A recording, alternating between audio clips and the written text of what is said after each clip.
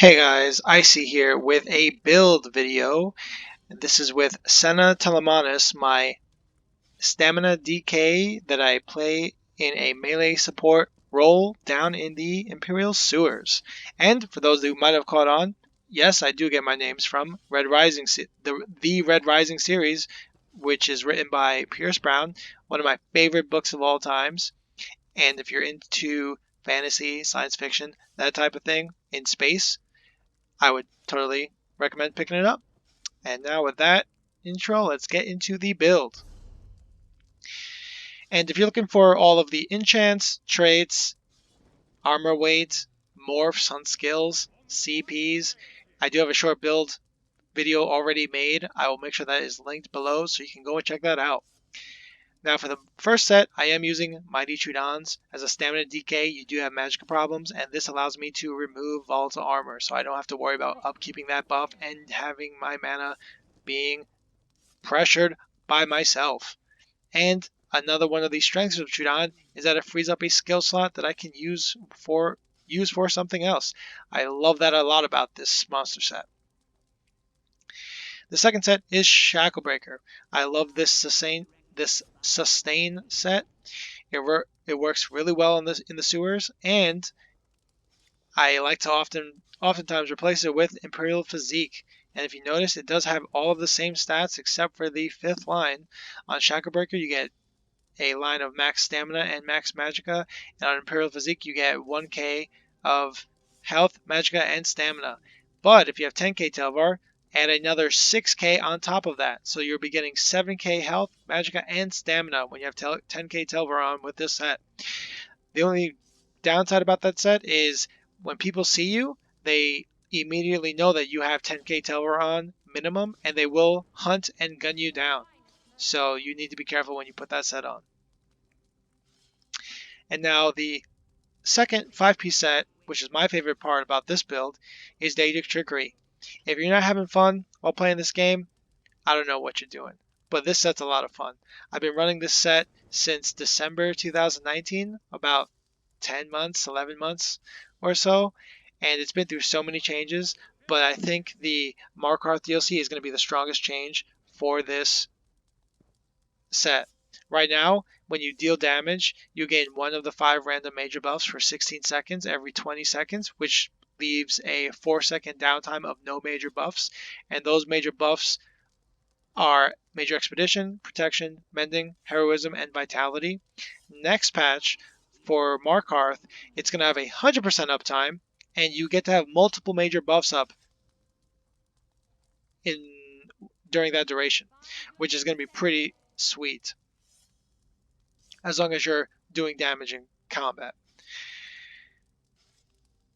Now, this set, I think, is probably the only set, to my knowledge, that requires an add-on to be used, because the indicators for these procs are not that good, so that when you're in an actual fight, it's very hard to see which buff you actually have up, and you can then utilize it to your advantage. So the add-on that I like to use is called Buff Timers. In Minion, it'll be called Buff Timers number 2, but if you look at the source files, it also says Buff Timers, so don't get confused there. Look for Buff Timers number 2. The way I have it set up is Major Heroism is orange, Major Vitality is red, Major Mending is yellow, Major Protection is blue, and Major Expedition is green. I will have some gameplay footage linked below in the description that you can check out, and if you'll also see during those videos those colors popping up during the fights, and that lets me know very easily which major buff I have present coming from Daedric Trickery. So if you do decide to try this set on, I would highly recommend you use that add-on. It'll make your life a lot easier and help you enjoy the set a little bit more. And real quick with the poison, I am using the damage magicka poison, which increases the cost of your victim's magicka and stamina abilities. Your main job is to provide CCs, so this is just going to put more pressure in your hand, which is awesome. The enchantment, if you're not using a poison, if you can't afford to make the poison, I am using a Crusher enchantment. You can use whatever you want. What the hell is going on out there? Okay, looks like that guy's done. You can use whatever enchantment you want here. I'm using Crusher because it does a physical and spell debuff, but you can use whatever you want. Absorb stamina, weakening, whatever, doesn't really matter. For the two-hander, I am using a befouled weapon just to help me do a little bit more damage, and I am sharpened because it is a two-handed mace. And lastly, this is a 7 heavy build because I did try doing 5 heavy, 2 medium, 5 heavy, 2 light, and I wasn't really enjoying it. So I like the 7 heavy option better because it's a little bit different, and it also gives me more resistances, which help make me more tanky, which helps increase my survivability. Now let's go to the stats buffed up, which is going to be coming from the Tri-Stat Potion and Rally. 1400 Magicka recovery, 1300 health recovery, and 2300 stamina recovery. I like having high recoveries on my support builds because it allows me to keep doing my job better. Stat-wise, 16k max Magicka, 33k health, and 25k stamina. That goes up to 34k on the Sword and Board bar. Spell damage and weapon damage, very low. And remember, you're not here to do damage. That's why you're a support. You're here to support your damage dealers. Okay? And your job is to provide CCs, crowd control, with your stun and immobilize and pressure. Let the guys who focus on having 4, 5, 6, 7k, 8k weapon damage. Let them get the kills. You just hold them down and make their life easier. That's what your job is. So don't need to worry about weapon damage or spell damage. Physical and spell resistance. Physical is 38k. Spell resistance is 41k because you're a DK, you get a little bit more spell. Critical resistance is 33. And on the two-hand bar, it is 37k spell resistance and 34k physical resistance. You might be thinking, Icy, you're overcapped. And I'd be like, yes, sir, I am overcapped. Why? Because when I get debuffed in these fights, I still want to be at my maximum resistances. And next patch, that's going to be a 9k debuff if somebody hits me with a pierced armor. So, which will put me undercapped. Thanks, no thanks. I'm going to stay overcapped till the day I die. Active effects. Major Resolve, of course, comes from Mighty Trudons. I am using the Lady to help maximize those resistances. Lycanthropy, you do not need to be a werewolf. I'm actually going to get rid of this at some point. And I am using the Smoked Bear Haunch Food because I like this over Sugar Skulls because it gives me higher recoveries. And when I mean higher, I mean it puts me over 1,000 on all 3. Let's go over these skills. Shield Assault is going to be your primary stun and gap closer. Deep Slash is going to be your spammable in between waiting for your CCs and stuff. And it's also going to be your main source of minor maim. Razor Caltrops, you're going to put this down mostly for zone control, whether you're fighting one target or you're running away from a Zerg to help slow them down. Choking Talons is going to be your primary source of immobilize. It also does apply minor maim, but that's going to be your secondary source of minor maim. Don't rely on this skill for that. Because you would rather be spamming a 2k stamina ability over a 4k magic ability. The 5th slot is Absorb Missile. This used to be my flex spot, but after trying so many different abilities, I've decided to actually use Absorb Missile for this slot here because it gives me a damage shield and also heals me if I get hit while it's active.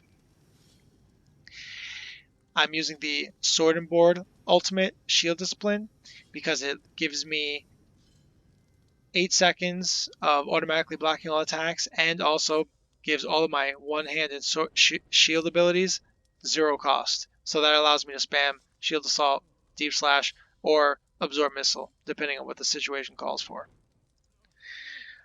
Ferocious Leap, mostly for the cool factor. and also if I see people low, I will try to execute them, and it gives a huge damage shield, which is really nice. Now the question is, when do I use Sword and Board ult? When do I use Ferocious Sleep? Whenever there's, from my experience, my personal battle experience, whenever there's 1 or 2 targets that we're fighting, I will always use Ferocious Sleep. If we're fighting 3 or more targets, I will always use Shield Discipline.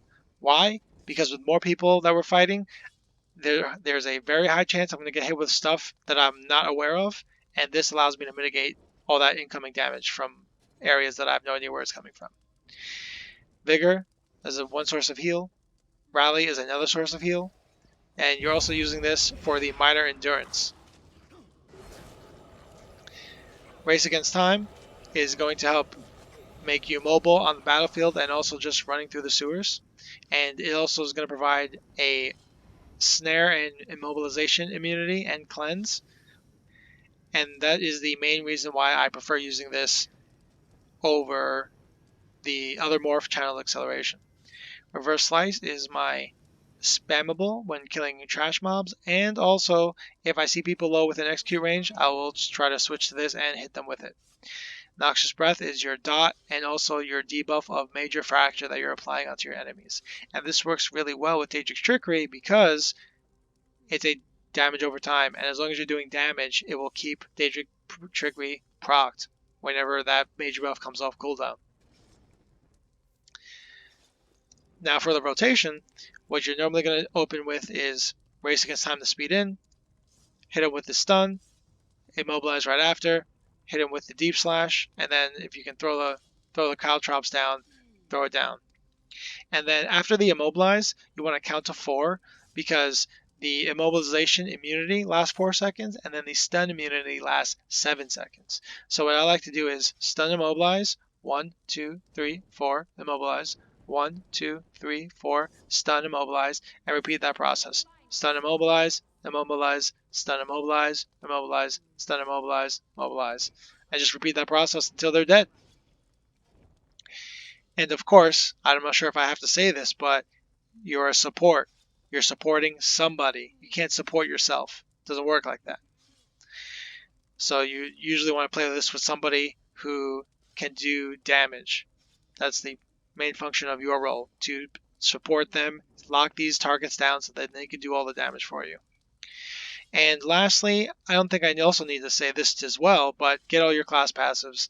Get all the passives that you need for whatever skills that you're using. And that covers the skills. Let's jump into the CPs. Warlord, very important for PvP. Sprinter, very important down the sewers. We are sprinting a lot, so I like to have some points in there. I do rely on my recoveries a lot, so I do put points into Mooncalf, Arcanist, and Health. And I do like dodge rolling more than blocking, but I find myself blocking more than dodge rolling on this build, so I put more points into here. Blessed, increase your healing. Master at Arms, increase your damage. Physical Weapon Expert, increase your damage. Shattering Blows, this helps me contribute to lowering those damage shield stacking sorks. And also Thermitage to increase my dot damage from Caltrops and Noxious Breath, and Precise Strikes to help increase my critical healing with stamina abilities. Ironclad, Spell Shield, and Resistance, very important for PvP. I could lower this down to match my physical spell resistance and put points somewhere else, but I'm alright with it. Expert Defender, I like this passive a lot. Reduce the damage taken from player light and heavy attacks by 24%. I think this is very underutilized, and I love running it on my supports. Heavy Armor Focus, 51 points there, and Quick Recovery to help increase my healing received by 10%. Okay, I've redone this video so many times, but I think I covered everything, and if I did not, well, I'd be redoing this video for the 15th time.